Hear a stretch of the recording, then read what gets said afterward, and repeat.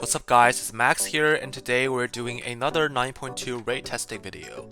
This time it's gonna be Mythic Anduin, which is the last boss we'll have to deal with before facing the last 3 bosses with better loot. Anduin is definitely on par with most of the end bosses in previous tiers in terms of difficulty and design. Since Blizzard made it official that 9.2 will be the last major patch of Shadowlands, there's no way to confirm one of the popular speculations where Anduin was the end boss of 9.2 and Zaval the Jailer was the end boss of potentially gutted 9.3. But regardless, let's jump into it and see how Anduin showcases his domination magic from the Jailer himself. Anduin is a 3-phase boss with 2 exact same intermissions. Phase 2 and Phase 3 are more of the same as Phase 1 with some adjustments to mechanics. For the first 2 phases, Anduin shares some common mechanics such as PHIAL barrier, where he puts down a barrier dealing moderate damage to all players. The barrier explodes and deals the same amount of damage once again unless enough healing is done to all players within the barrier, so make sure to stand inside the barrier when it spawns and let healers do their work. In order to further progress the fight, we need to restore Anduin's willpower from 0 to 100. In order to do that, players need to enter the Banished Realm through getting hit by Kingsmourn Hungers, which is very similar to the Frostborn phase of the Lich King. Players still fighting with Anduin need to kill those weird souls left behind, or your teammates will be forever lost. Inside the Banished Realm, there is 1 Anduin's Despair, 4 Anduin's Doubt to defeat, and 4 Anduin's Hope to heal up. Defeating Anduin's Despair grants 20 willpower to Anduin. Defeating Anduin's Doubt or healing Anduin's Hope to full restores 5 willpower, so there will be a total of 60 willpower possible for each Kingsmourn cast. Players can only enter the Banished Realm once for each phase. A player receives lethal damage the second time he gets hit by Kingsmourn Hungers. Don't try to soak it with immunity, because it won't drag you down into the Banished Realm a second time. Since Anduin has a maximum of 100 willpower, the raid needs to be split up in 2 groups to do the mechanics separately. Down in the Shadow Realm, 1 tank needs to take care of Anduin's Despair, since its melee attacks hit quite a bit.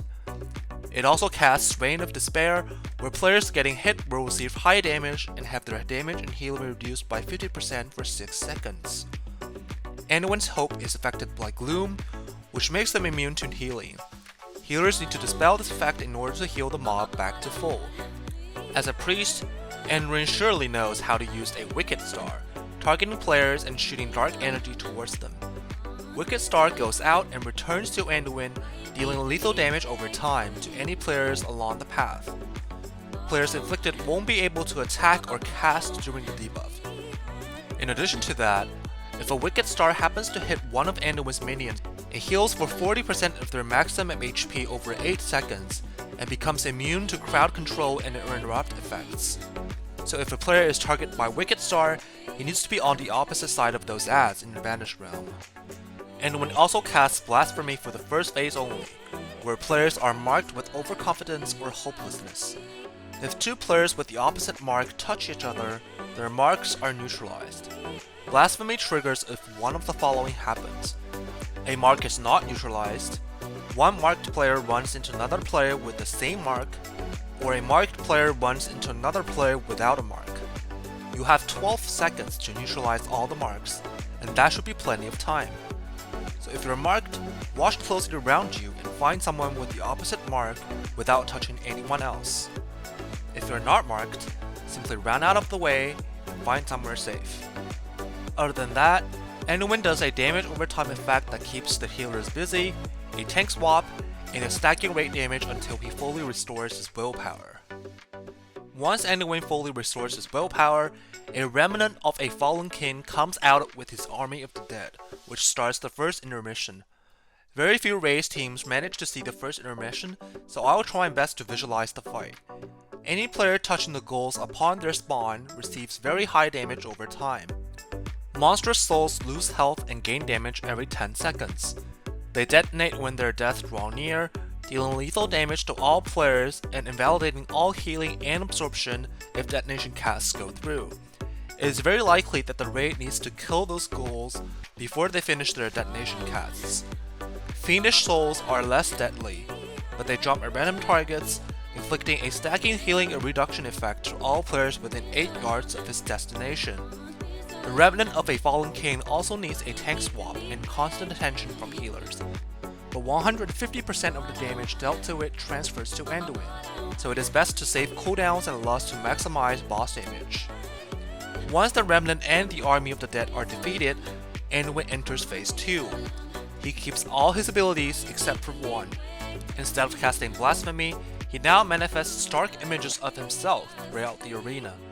These reflections cast Psychic Terror, which fears all players and does rate damage over time. Dark Inquisitor Zenish from Ny'alotha the Awakened City has a very similar mechanic to this one, so the strategy is to interrupt them well and finish them off as soon as possible. The second intermission starts when Anduin charges his willpower back to full once again, which is the same as the first intermission.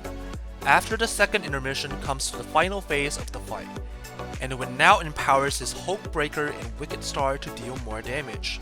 Blasphemy, Grim Reflections, Kinmore Hungers, Domination Word Pain, and Befouled Barrier are removed in the last phase. Instead, he marks player with only Hopelessness. The mark shares the same punishment mechanics if one fails to remove it before it expires, but it comes with a brand new way of removing the mark.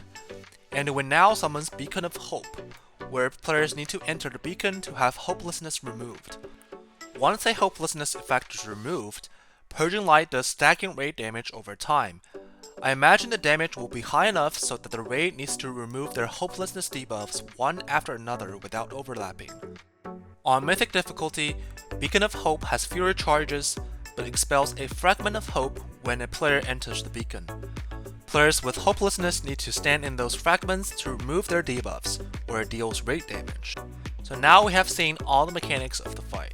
It seems like Anduin has some special interactions with the former Lich King in terms of mechanics, which is really cool.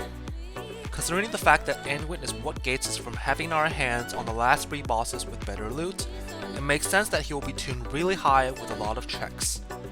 Blizzard decided to unlock only 8 out of the 11 bosses for the first heroic week, so lore-wise there might be some implications, and we'll see how that pans out. That's it for today's video. I hope you enjoyed. Please subscribe to the channel if you'd like to see more World of Warcraft content, and feel free to comment in the section down below. I'll see you guys in the next one. Max out.